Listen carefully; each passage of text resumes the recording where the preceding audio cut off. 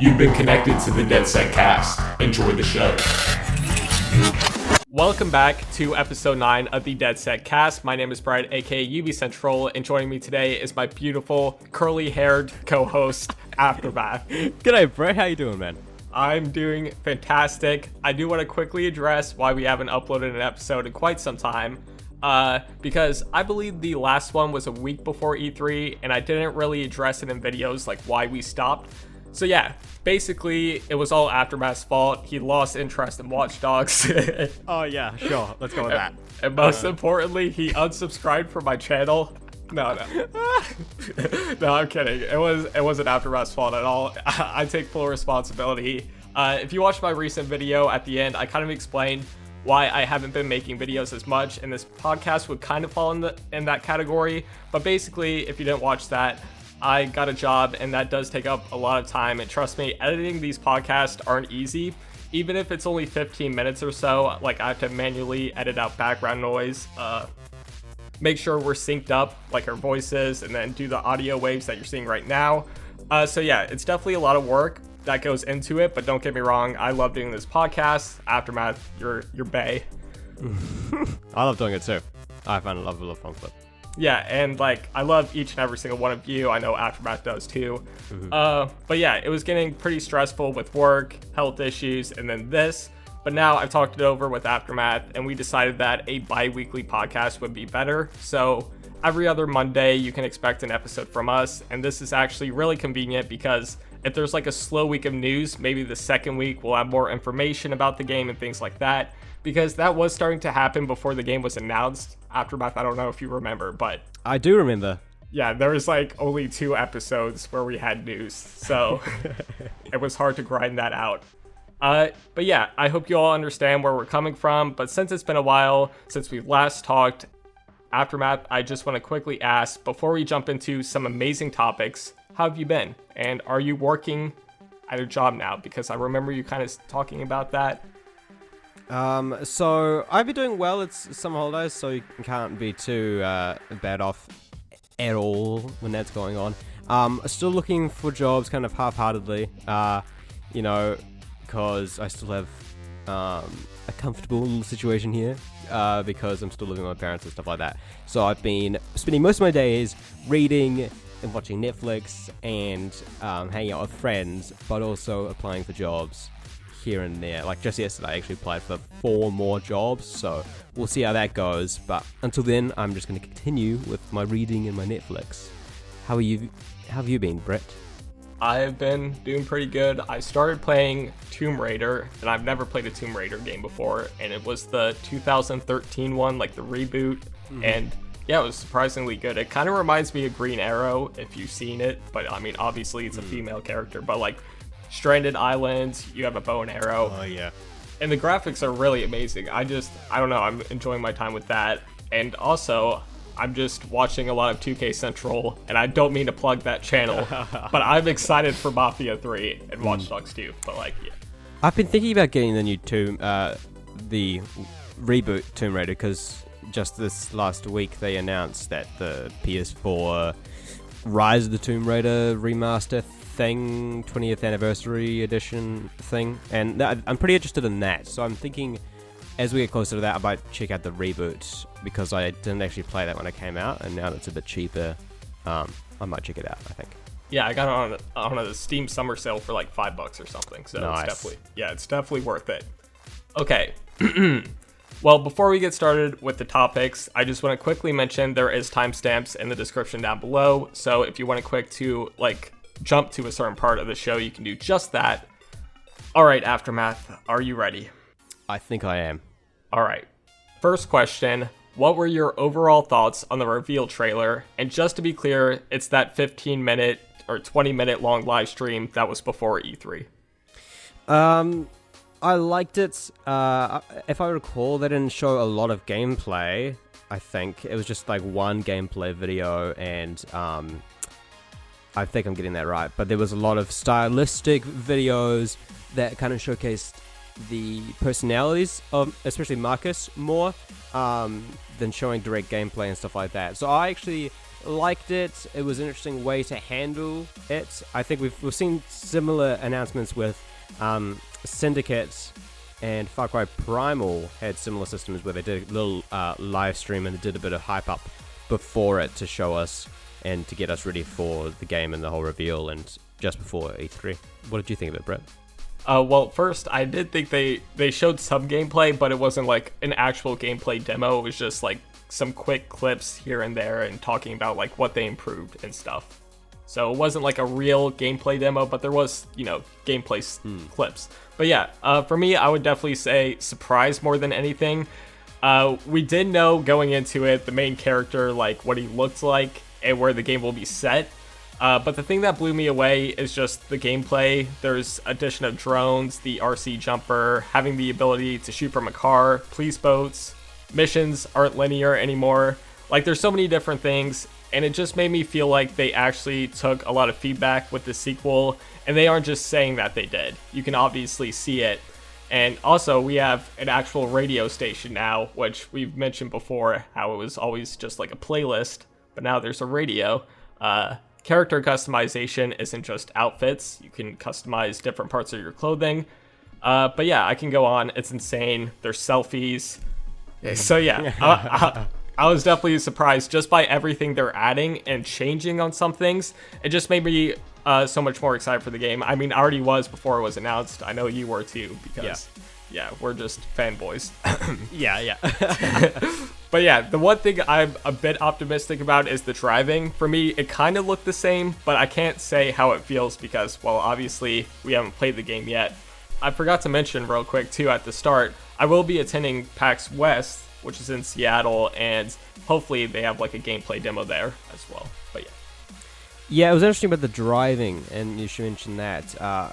Like they've actually acknowledged that a lot of people didn't like the driving in the first game, and they've said that they've tried to fix that in this one, but that hasn't really shown through in the gameplay or anything just yet. So it'll be interesting to see how that goes and see if they really did fix it and make it a whole lot better, or if it's kind of similar and it's a little bit better, or even if they made it worse, which I kind of wouldn't be surprised, since the driving was so chaotic in the first game. it's weird that you say that too, because when they said the driving's been improved, it's odd because they only showed a couple clips of driving, and it's like quick turns and going in like a circle. I don't know what that move's called, but like, you know, when the brakes are on and you're also like the gas, I don't know. There wasn't like an actual long clip of driving. There were just really short clips, and each are cut. So yeah, that made me a bit worried, but I mean, hopefully when we get hands-on with it, it'll be better. And I bet you know when everyone will be getting hands-on with it, and that, of course, is November 15th, the release date for the game. Brett, what do you think about this release date? It's pretty interesting positioning, a whole lot going on this season. What do you think about it? Well, it is true that it comes out with a bunch of games, and that always happens like each November. But I've said this in earlier episodes, I would have preferred it to release early next year just to give them more time to polish the game. With that said, it does look fantastic, and honestly, the release date could have been much earlier than November, so overall I'm happy with it. But if it got delayed by, you know, a month or two, maybe even 3, I wouldn't be upset. Just the timing though, in November, so many games release. There's so many games to say that come out around that. But yeah, what about you? Yeah, I think it's pretty good positioning. I personally prefer earlier to later, although your point about them having more time to polish it is fair too. So I personally would have liked it maybe early October. But just looking at this whole lineup for towards the end of this year, the fall of this year, there's just so many games that I don't think they really could have easily found a position before Black Friday where there's like no games for a week. Like on the same day as Watch Dogs 2, we have Gran Turismo Sport, and then a few days later we have Pokemon Sun and Moon, and a few days before that we have Dishonored 2. And so that just gives you some idea of how clustered and how cramped the season is this year. So I think they did best with what they had, although it's not great, especially since my wallet doesn't really like the look of this all that much. it's weird because the first game released on May 27th, and no game usually releases in May. So I felt like that was perfect, and it was like a new IP. I don't know, it just kind of was separated from any other game, but I do understand why they're doing it, because there's no Assassin's Creed game this year, and they have to make their money somewhere else for this year, because Ghost Recon Wildlands, and I think For Honor are next year. Maybe For Honor isn't, but I'm pretty sure. I don't know. But Assassin's Creed isn't coming out this year, so they have to make up sales, and they're going to do it with Watch Dogs. They actually said that, Watch Dogs 2 could be their best-selling game, which I don't know if that is possible, but we'll see. We'll see. Aftermath. What were your thoughts on the gameplay itself? And you can also include the E3 demo in this question. I really like the look of the gameplay. I felt that in Watch Dogs 1, the gameplay was actually pretty solid, especially on foot, and the parkour systems were a ton of fun and really solid in the first game, and they look even better in Watch Dogs 2. The parkour looks amazing. Very interesting how they've made it even more like free running than just point-to-point parkouring. I think that it looks like a ton of fun. They showed off some of the new drones that Marcus has, some of his new gadgets. They showed off his new weapon, which is the 8-ball on a string, which I think they're calling the Thunderball. They also showed off his taser, so there's a lot of stuff to do. I think it all looks really solid. From what they say, it can all be upgraded. A lot of it can be upgraded independently of each other. I'm looking forward to it. I think that the gameplay looks really good, in particular, especially on foot. What do you think, Brett? Yeah, I have to agree with you. And as far as that mission goes from the E3 demo that we saw, that was insane. Like, I felt like you could actually play it any way you want. And again, they always say that, but it's one thing to say it and then show you. And I mean, the developers have stated you can beat the entire game without killing one person. So yeah, if anyone tries that, good luck, because no, it's not gonna happen. But yeah, I really haven't seen that much gunplay and to get a good idea of it. But as far as I remember, it kind of looked the same as Watch Dogs when it comes to the assault rifles. But I am glad, like you mentioned, there is a taser now and a Thunderball, which can, it switches up the gameplay a bit more. And as far as hacking goes, it really looks like they improved on it a lot. I like how you can control a car remotely. And yeah, I just want to go into a lobby with you and drive a car straight into your character. That sounds like so much fun. But yeah, the gameplay looked fantastic. I mentioned this earlier, but the thing I am worried about most is the driving. And I guess digital trips, because that won't be in the game anymore. So hopefully they replace that with something better. And yeah, I hope driving is good. Like, that's one of the biggest complaints I have with the first game. It's interesting that you should mention the multiplayer, because I think that was something that stood out to me in the demo. We only very, very briefly saw a teeny little glimpse of what the multiplayer is all about, with you can actually just find random people that are also playing the game in your world, and you can also invite other people to your world and stuff like that. So it's interesting that they're going with the seamless aspect, which could either be really good or really bad, I think.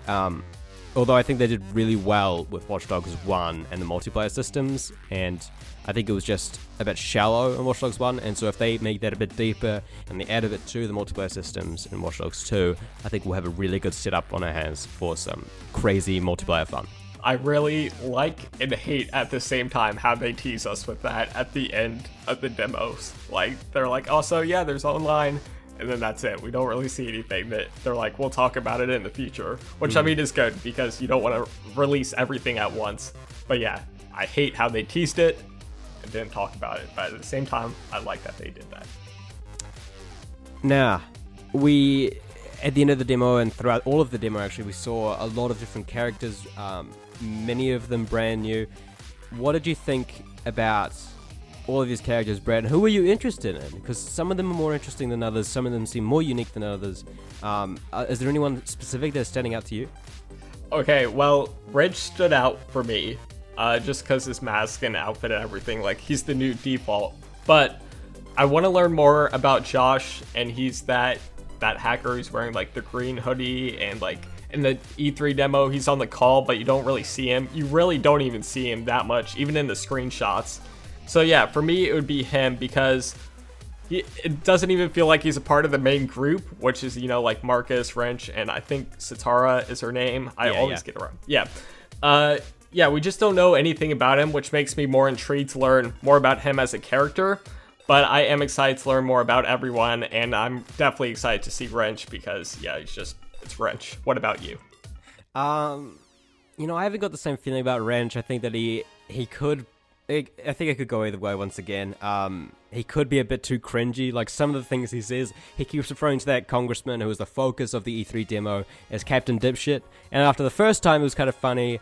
But then after the third time, I didn't think it was as funny. And so he could be a little bit too try-hardy, a little bit kind of neckbeardy would be one way to describe it.